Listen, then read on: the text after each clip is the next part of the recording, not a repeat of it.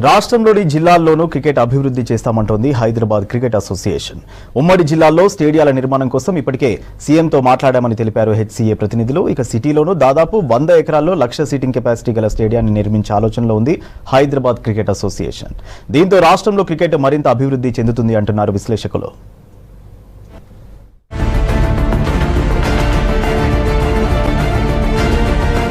Cricket cricket cricket ఎవరి నోట విన్నా ఇదే మాట. క్రికెట్ చూసేటోళ్లతో పాటు ఆడేవాళ్ల సంఖ్య కూడా పెరుగుతూనే ఉంది. అయితే రాష్ట్రంలో అందుకు తగిన సదుపాయాలు అంతంత మాత్రమే ఉన్నాయి. ఇక జిల్లాల్లో అరకురగానే సౌకర్యాలు ఉన్నాయి. కానీ ఇప్పుడు ఆ పరిస్థితి మారబోతోంది.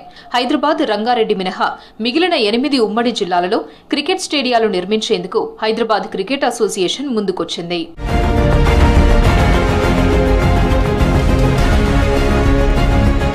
క్రికెట్ స్టేడియాలపై ఇప్పటికే రాష్ట్ర ప్రభుత్వంతో చర్చలు కూడా జరిపింది హైదరాబాద్ క్రికెట్ అసోసియేషన్. ప్రతి జిల్లాలో దాదాపు 25 ఎకరాల భూమిని కేటాయించాలని ప్రభుత్వాన్ని కోరింది హెచ్సీఏ.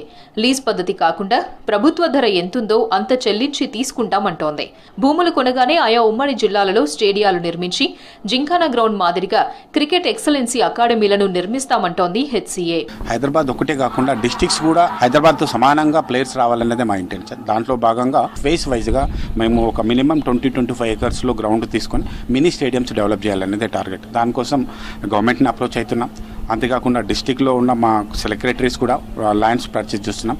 ఇది పూర్తిగా హెచ్సీఏ ఓన్ ల్యాండ్ కొని అక్కడే స్టేడియంస్ కట్టాలనేది మా ఇంటెన్షన్. గవర్నమెంట్ ప్రైస్కి మేము మార్కెట్ ప్రైస్కి ఆర్ గవర్నమెంట్ ఏదైనా రిబేట్ ఇచ్చేసి డిస్కౌంట్ ప్రైస్లో ఇస్తే ఆ ప్రైస్కి కొంటామని. ఎందుకంటే గవర్నమెంట్ దగ్గర ల్యాండ్ తీసుకుంటే మాకుండే ఇంకా అక్కడ ఉండే ఏమైనా ఇష్యూస్ కానీ దాంట్లో లీగల్ ఇష్యూస్ కానీ రాకుండా ఉండడానికి గవర్నమెంట్ని అప్రోచ్ అవుతున్నాం. అదర్వైజ్ ప్రైవేట్ గ్రౌండ్స్ కూడా తీసుకోవచ్చు. ప్రైవేట్లో అయితే మళ్ళీ లీగాలిటీస్ అవన్నీ ప్రాబ్లమ్స్ ఉంటాయి కాబట్టి గవర్నమెంట్ ల్యాండ్ కొనాలనేది ఇంటెన్షన్. ఇక హైదరాబాద్లోనూ సిటీ అవుట్స్కట్స్ లో దాదాపు 100 ఎకరాల్లో 1,00,000 సీటింగ్ కెపాసిటీ గల అధునాతన సదుపాయాలతో అంతర్జాతీయ స్టేడియాన్ని నిర్మించే ఆలోచనలో ఉంది హెచ్సీఏ.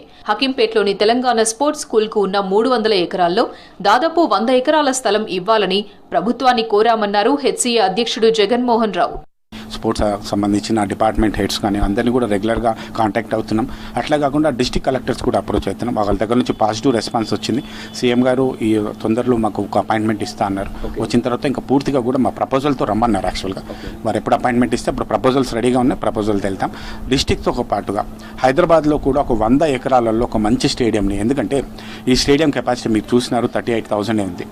లాస్ట్ టైం ఐపీఎల్ అప్పుడు చూస్తే ఇక్కడ ఎంత ఇష్యూస్ అయినాయి. మనకు యాక్చువల్గా 38,000 స్టేడియం కెపాసిటీ అయితే ఒక 2 లక్షల మంది టికెట్స్ కోసం వెయిట్ చేసినారు. అట్లీస్ట్ ఒక 1,00,000 మంది 1,00,000 మంది ప్రేక్షకులు చూసేంత స్టేడియం హైదరాబాద్కి అవసరం ఉందని మేము అనుకుంటున్నాం.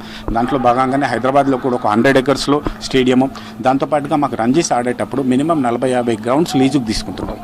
మా రంజీ మ్యాచెస్ కోసం ఒక 4-5 గ్రౌండ్స్ని తయారు చేసుకోవాల్సింది.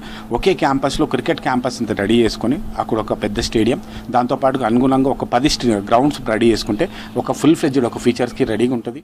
సిటీలో మరో అంతర్జాతీయ స్టేడియం నిర్మాణంతో పాటు రాష్ట్రంలోని ఉమ్మడి జిల్లాల్లో స్టేడియాల నిర్మాణం కోసం బీసీసీఐ కూడా సానుకూలంగా స్పందించిందని హెచ్సీఏ అధ్యక్షుడు జగన్మోహన్ రావు తెలిపారు.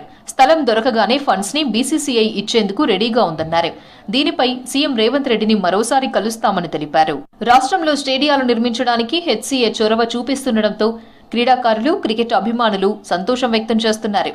దీంతో మరింత మందికి అవకాశాలు వస్తాయని ఆశిస్తున్నారు ఆటగాళ్లు.